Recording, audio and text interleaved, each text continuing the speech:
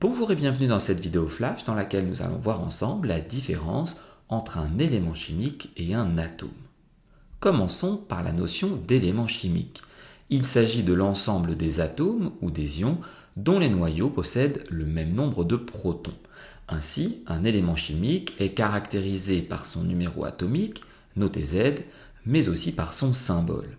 Tous les éléments chimiques connus à ce jour sont regroupés dans la classification ou dans le tableau périodique des éléments.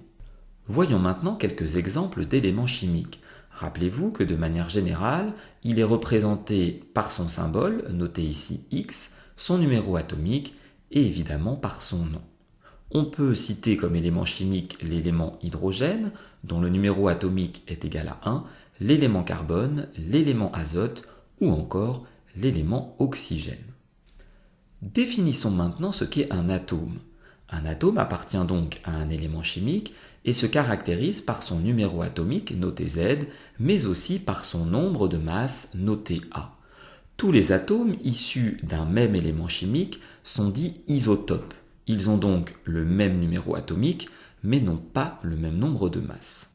On peut donc en déduire que des atomes isotopes possèdent le même nombre de protons, puisqu'ils ont le même numéro atomique, mais un nombre différent de neutrons, puisque le nombre de masses diffère d'un atome isotope à l'autre. Voyons maintenant quelques exemples d'atomes.